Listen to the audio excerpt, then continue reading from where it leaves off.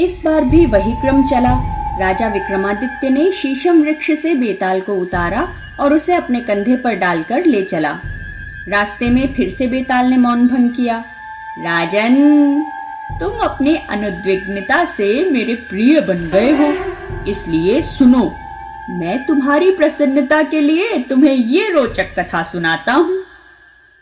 पुराने समय में अंग देश में यशकेतु नाम का एक राजा था। वो राजा महापराक्रमी था। अपने बाहुबल से वो बहुत से राजाओं पर विजय प्राप्त कर चुका था। उस राजा का एक मंत्री था जो देवताओं के गुरु बृहस्पति के समान बुद्धिमान था। उसका नाम था दीर्घदर्शी। उस मंत्री के हाथों अपना राज्य निष्कंटक सौंपकर वो राजा केवल सुख भोगों में ही आसक्त रहने लगा। वो अधिकांशतः अंतःपुर में ही रहता, कभी राजसभा में न आता, स्त्रियों के बीच रंगीले गीत सुनता, हितैषियों की बातें न सुनता। निश्चिंत होकर वो रनिवास में ही रमा रहता था। यद्यपि महामंत्री दीर्घदर्शी उसके राज्य का चिंता भार वहन करता हुआ दिन रात एक कर रहा था, फिर भी लोग इस तरह का अपवाद फैलाने लगे कि यशकेतु तो अब नाम मात्र का राजा रह गया है। मंत्री उसे व्यसनों में डालकर स्वयं ही राज्य श्री का भोग कर रहा है। लोगों के ऐसे विचार जानकर एक दिन मंत्री ने अपनी पत्नी मेघाविनी से कहा, प्रिय, यद्यपि राजा सुख भोग में लिप्त है और मैं उसका कार्यभार वहन कर रहा हूं, तथापि लोग ऐसा अपवाद फैला रहे हैं कि मैं उसका राज्य हड़प रहा हूं। जनापवाद झूठा भी हो तो भी वो बड़ा हानिकारक होता है। जनापवाद के कारण ही भगवान राम द्वारा सीता को त्यागना पड़ा था। अतः तुम मुझे सलाह दो कि ऐसी अवस्था में मुझे क्या करना चाहिए। अपने स्वामी की परेशानी जानकर उस धीर स्वभाव और अपने नाम के अनुकूल आचरण करने वाली मेघाविनी ने कहा, महामती, युक्तिपूर्वक राजा से पूछकर आपको तीर्थ यात्रा के बहाने कुछ समय के लिए विदेश चले जाना चाहिए। इस प्रकार निस्पृह होने के कारण आपके बारे में जो लोकापवाद फैल रहा है वो मिट जाएगा और आपके न रहने पर राजा भी स्वयं अपना राजकाज देखने लगेंगे। उसके बाद धीरे धीरे उनके व्यसन भी दूर हो जाएंगे। फिर जब आप लौट कर आएंगे और मंत्री का पदभार संभालेंगे तब आपको कोई दोष न देगा। पत्नी के ऐसा कहने पर मंत्री बोला, तुमने ठीक कहा प्रिय, मैं बिल्कुल ऐसा ही करूंगा। तब वो राजा के पास गया और बातों ही बातों में उसने राजा से कहा, राजन, आप मुझे कुछ दिनों के लिए छुट्टी दे दें जिससे मैं तीर्थ यात्रा पर जा सकूं, क्योंकि धर्म में मेरी बहुत आस्था है। ये सुनकर राजा ने कहा, ऐसा मत करो मंत्रीवर, तीर्थ यात्रा के बिना भी घर में रहते हुए दान आदि करके तुम पुण्य फल प्राप्त कर सकते हो। तो मंत्री बोला, दान आदि के द्वारा तो अर्थ शुद्धि ही पाई जा सकती है राजन, किंतु तीर्थों से अनश्वर शुद्धि प्राप्त होती है। अतः बुद्धिमान लोगों को चाहिए कि वो यौवन के रहते हुए ही तीर्थ यात्रा कर लें। शरीर का कोई भरोसा नहीं है, समय बीत जाने पर फिर तीर्थ यात्रा कैसे हो सकती है। मंत्री जब इस प्रकार राजा को समझाने का प्रयास कर ही रहा था, तभी प्रतिहारी वहां आ पहुंचा और राजा से बोला, स्वामी, दोपहर का समय हो चुका है, अतः आप उठकर स्नान कर लें, क्योंकि स्नान का समय बीता जा रहा है। ये सुनते ही राजा स्नान के लिए उठकर खड़ा हो गया। यात्रा के लिए तैयार मंत्री भी उसे प्रणाम करके वहां से चला आया। मंत्री ने घर आकर जैसे तैसे अपनी पत्नी को मनाया, क्योंकि वो स्वयं भी उसके साथ चलने का आग्रह कर रही थी। फिर वो अकेला ही यात्रा के लिए चल पड़ा। अनेक देशों में घूमता हुआ और तीर्थों की यात्रा करता हुआ वो मंत्री पौड्र देश में जा पहुंचा। उस देश के एक नगर में समुद्र किनारे एक शिव मंदिर था। दीर्घदर्शी उस मंदिर में पहुंचा और वहां मंदिर के आंगन में बैठकर श्रम की थकान दूर करने लगा। वहां देवताओं के पूजन के लिए आए हुए निधिदत्त नामक एक वणिक ने दीर्घदर्शी को देखा, जो दूर से आने के कारण धूल से भरा हुआ था और कड़ी धूप के कारण कुम्हला गया था। मंत्री को ऐसी अवस्था में यज्ञोपवीत पहने एवं उत्तम लक्षणों वाला देखकर वणिक ने उसे कोई श्रेष्ठ ब्राह्मण समझा और सत्कार पूर्वक उसे अपने घर ले आया। घर ले जाकर उस वणिक ने मंत्री को स्नान कराया। उत्तम भोजन आदि से सत्कार करने के बाद जब वो विश्राम कर चुका तो उसने पूछा, श्रीमंत, आप कौन हैं, कहाँ के रहने वाले हैं और कहाँ जा रहे हैं?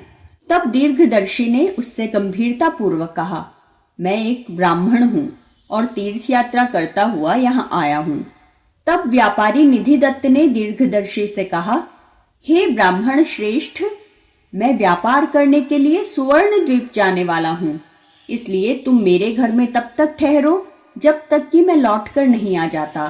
तुम तीर्थ यात्रा से थके हुए हो, यहाँ रहकर विश्राम भी कर लोगे।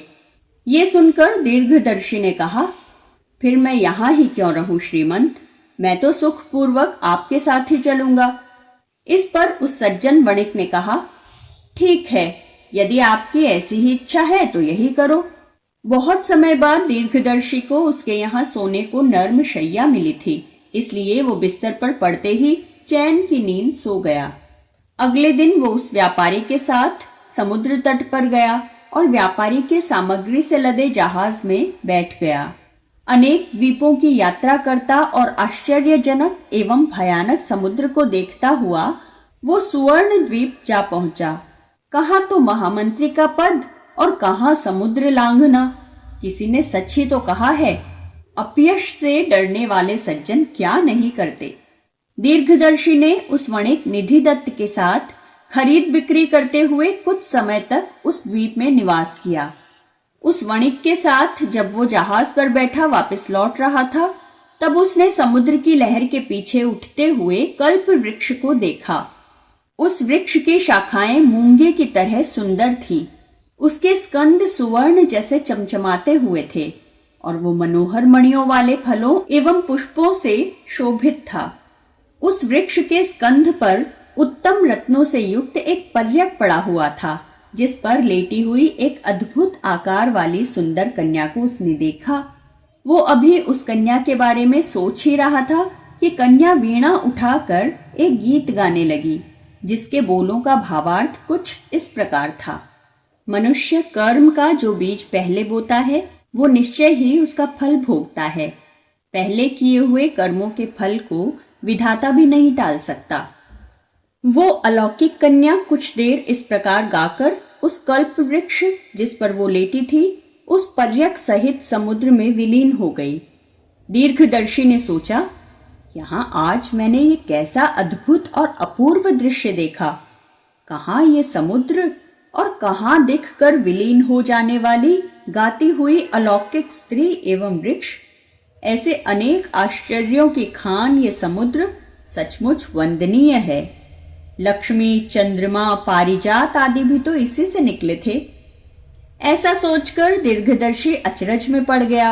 ये देखकर नाविकों ने कहा, श्रीमंत, आप शायद उस कन्या को देखकर आश्चर्यचकित हो रहे हैं।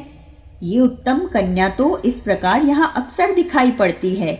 ये दिखाई देती है और फिर समुद्र में ही विलीन हो जाती है। क्योंकि आपने इसे पहली बार देखा है, इसलिए ऐसा आश्चर्य व्यक्त कर रहे हैं। हाँ, शायद यही बात है, दीर्घदर्शी बोला और उसी दिशा में देखता हुआ खामोश हो गया। काफी देर तक चलने के बाद अंततः जहाज ने लंगर डाला। दीर्घदर्शी उस व्यापारी निधिदत्त के साथ समुद्र के पार पहुंचा। किनारे पहुंचकर व्यापारी निधिदत्त ने जहाज से सारा माल असबाब उतरवाया। दीर्घदर्शी भी निधिदत्त के साथ उसके घर पहुंचा, जहां हंसी खुशी छाई हुई थी। थोड़े दिन निधिदत्त के यहाँ ठहरकर दीर्घदर्शी ने उससे कहा, मैंने तुम्हारे यहाँ सुखपूर्वक बहुत दिन तक विश्राम किया। अब मैं अपने देश जाना चाहता हूँ। तुम्हारा कल्याण हो। निधिदत्त उसे जाने नहीं देना चाहता था, किंतु दीर्घदर्शी का आग्रह उसे स्वीकार करना ही पड़ा। दीर्घदर्शी उसे समझा बुझाकर वहां से चल पड़ा। केवल अपने ही बलबूते पर वो लंबी राह तय करके अपने अंग देश के निकट जा पहुंचा। नगर के बाहर आए दीर्घदर्शी को उन गुप्तचरों ने देखा जिन्हें राजा यशकेतु ने उसकी खोज खबर लेने के लिए पहले से ही नियुक्त कर रखा था। गुप्तचरों ने जाकर राजा को खबर पहुंचाई। मंत्री के बिछुड़ने से राजा दुखी था, अतः वो स्वयं ही उसकी अगवानी हेतु नगर के बाहर पहुंचा और उसके गले लगकर उसका अभिनंदन किया। दीर्घदर्शी को महल में लाकर राजा ने उसकी यात्रा का वृतांत पूछा तो दीर्घदर्शी ने सुवर्ण द्वीप तक के मार्ग का सारा वृतांत उसे कह सुनाया। इतने में उस अलौकिक कन्या का वृतांत भी उसने राजा को सुनाया, जो अद्वितीय सुंदरी थी और जिसे कल्प वृक्ष पर बैठकर उसने गाना गाते देखा था। उस कन्या की रूप राशि का वृतांत सुनकर राजा इस प्रकार कामवश हो गया कि उसके बिना अब उसे अपना जीवन निष्फल जान पड़ने लगा। उसने मंत्री को एकांत में ले जाकर कहा, उस कन्या को देखे बिना मैं जीवित नहीं रह सकूंगा, अतः मैं तुम्हारे बताए मार्ग से उसके पास जाता हूं। तुम न तो इस काम से मुझे रोको और न ही मेरे साथ चलो। मैं छिपकर अकेला ही वहां जाऊंगा।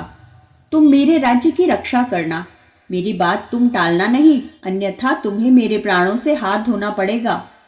राजा ने अपनी बात के विरोध में मंत्री को कुछ कहने ही नहीं दिया और बहुत दिनों से उत्सुक उसके परिजनों के पास भेज दिया। वहां बहुत हंसी खुशी भरे वातावरण के होते हुए भी दीर्घदर्शी उदास ही रहा, क्योंकि स्वामी यदि असाध्य कार्य को तत्पर हो तो मंत्री कैसे खुश रह सकता है। अगले दिन राजा दीर्घदर्शी को अपना राज्यभार सौंपकर रात को तपस्वी का वेश धारण कर नगर से बाहर निकला।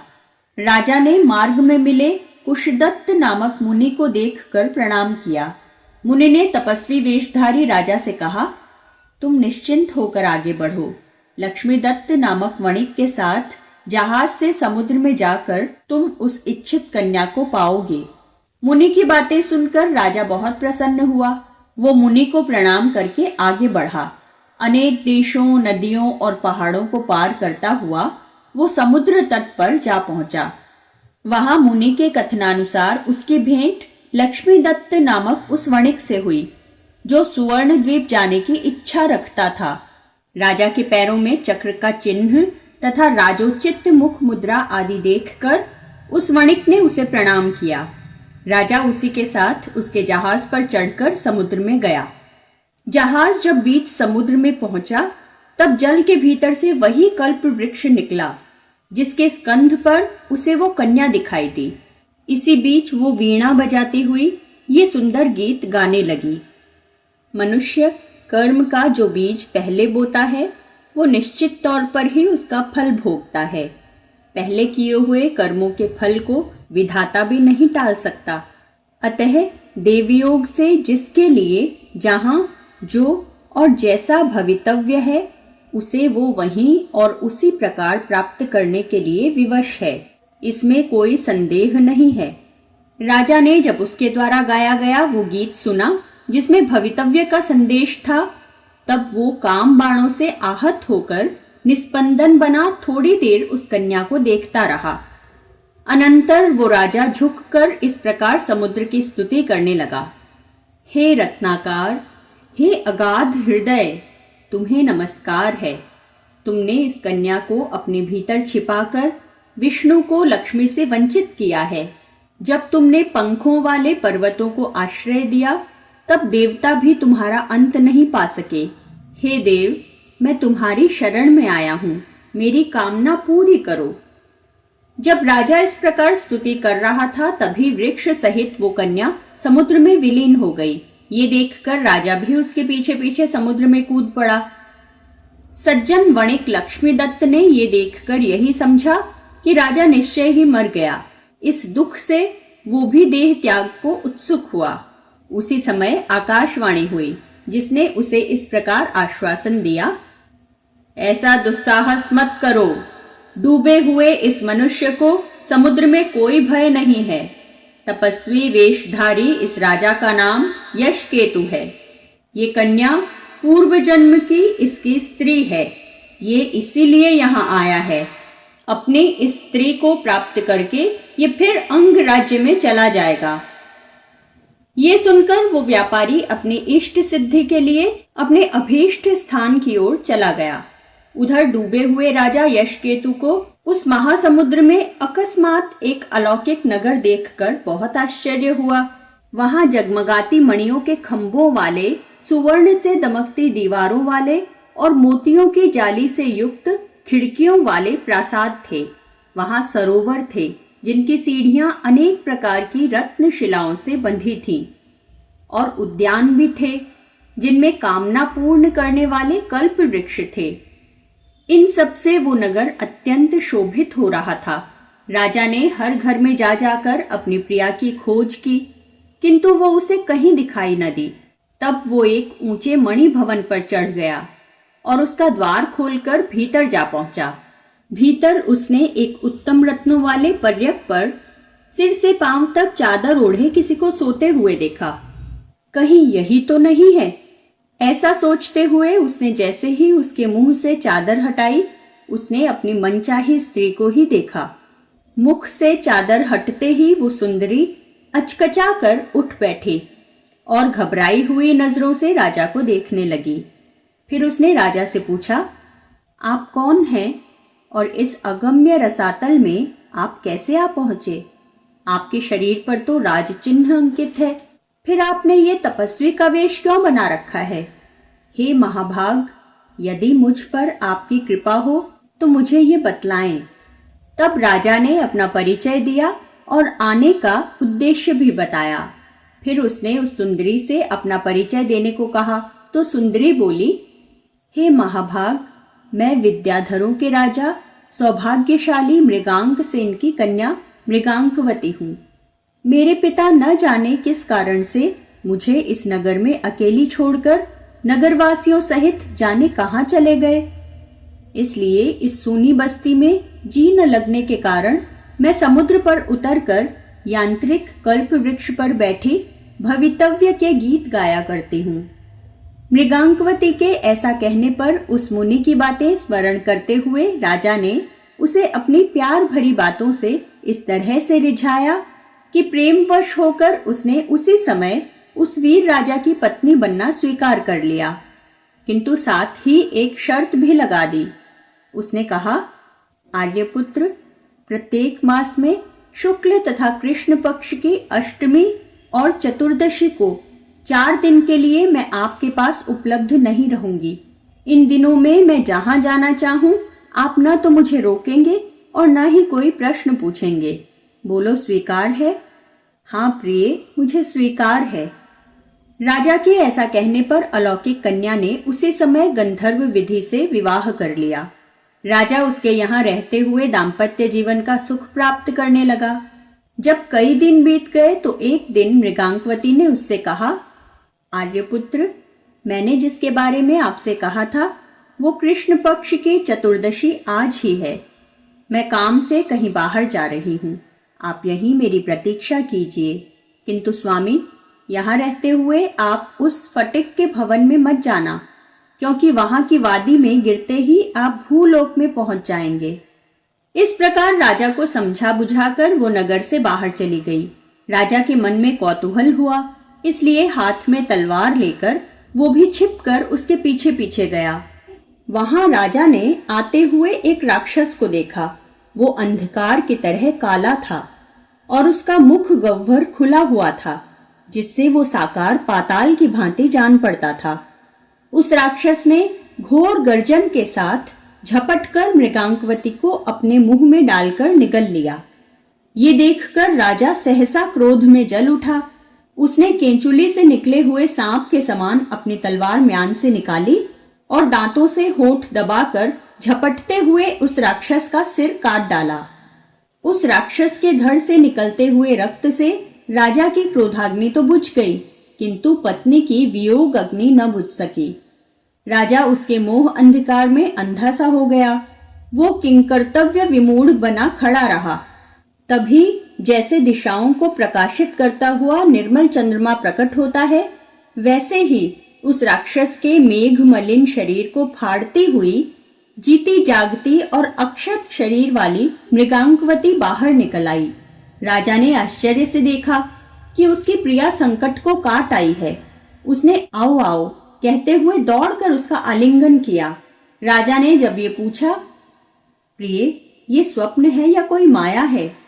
तब उस विद्याधरी ने उससे कहा, आर्यपुत्र, ये न तो कोई स्वप्न है और न माया ही है।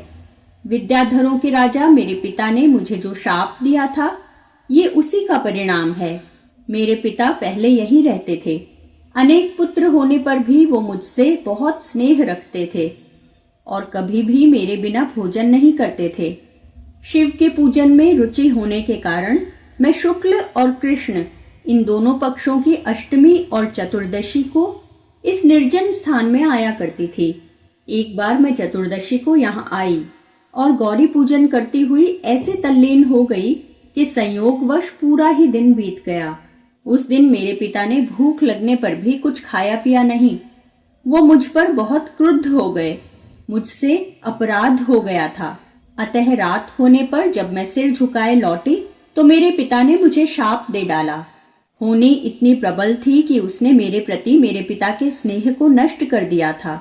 उन्होंने कहा, जिस प्रकार तुमने मेरी उपेक्षा करके आज मुझे दिन भर भूखा रखा, उसी प्रकार हर माह की केवल अष्टमी और चतुर्दशी तिथियों को जब तुम शिव पूजन के लिए नगर के बाहर जाओगी, कृतांत संत्रास नाम का राक्षस तुम्हें निगल जाया करेगा, किंतु तुम बार बार उसका हृदय फाड़कर बाहर जीवित निकल आओगी। तुम यहाँ अकेली ही रहोगी और तुम्हें न तो मेरे शाप का स्मरण होगा न निगले जाने का कष्ट ही। जब मेरे पिता मुझे इस प्रकार शाप दे चुके, तब मैंने अनुनय विनय करके कुछ देर बाद उन्हें प्रसन्न किया।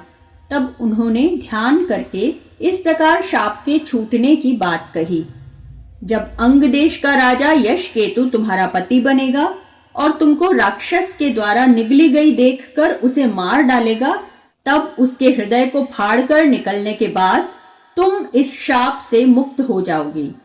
तभी तुम्हें इस शाप का और अपनी सारी विद्याओं का स्मरण हो आएगा। इस प्रकार शाप से छुटकारे की बात बतलाकर और मुझे अकेली छोड़कर मेरे पिता भूलोक में निषद पर्वत पर चले गए। तब से मैं इस शाप से पीड़ित हूँ। आज उस शाप से मेरा छुटकारा हो गया और मेरी सारी स्मृतियां लौट आई। अब मैं निषद पर्वत पर अपने पिता के पास जा रही हूँ। शाप से मुक्त होने के बाद हम लोग फिर अपनी गति को प्राप्त हो जाते हैं। हम विद्याधरों में ऐसी ही प्रणाली है। आपको इस बात की स्वतंत्रता है कि आप चाहे यहाँ रहें या अपने देश चले जाएं। मृगांकवती के ऐसा कहने पर राजा ने दुखी होकर उससे अनुरोध किया, सुंदरी, तुम मुझ पर कृपा करके सिर्फ 1 सप्ताह और रुक जाओ। हम उद्यान में क्रीड़ाएं करते हुए अपनी उत्सुकताएं दूर करेंगे। उसके बाद तुम अपने पिता के पास चली जाना और मैं भी अपने देश चला जाऊंगा। राजा की इस बात को उस मुग्धा मृगांकवती ने स्वीकार कर लिया। तब वो अपनी प्रिया के साथ उद्यानों एवं वापियों में 6 दिन तक विहार करता रहा।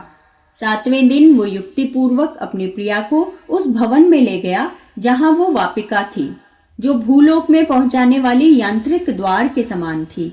वहां मृगांकवती के गले में हाथ डालकर वो उस वापी में कूद पड़ा और उसके साथ अपने नगर के उद्यान की वापी में जा उतरा। वहां अपनी प्रिया के साथ आए हुए राजा को उद्यान के मालियों ने देखा और प्रसन्न होते हुए उन्होंने मंत्री दीर्घदर्शी को इस बात की सूचना पहुंचाई। अपनी इच्छित स्त्री को साथ लेकर आए राजा के निकट जाकर मंत्री उसके पैरों में गिरा और नगरवासियों के साथ वो उन्हें आदर पूर्वक राजमहल में ले गया। मंत्री ने अपने मन में सोचा, राजा ने इस अलौकिक स्त्री को कैसे प्राप्त कर लिया, जिसे मैंने क्षण मात्र के लिए आकाश में चमकने वाली बिजली के समान देखा था। सच है कि विधाता जिसके ललाट पर जो कुछ लिख देता है, वो कितना ही असंभव होने पर भी उसे अवश्य ही प्राप्त कर लेता है।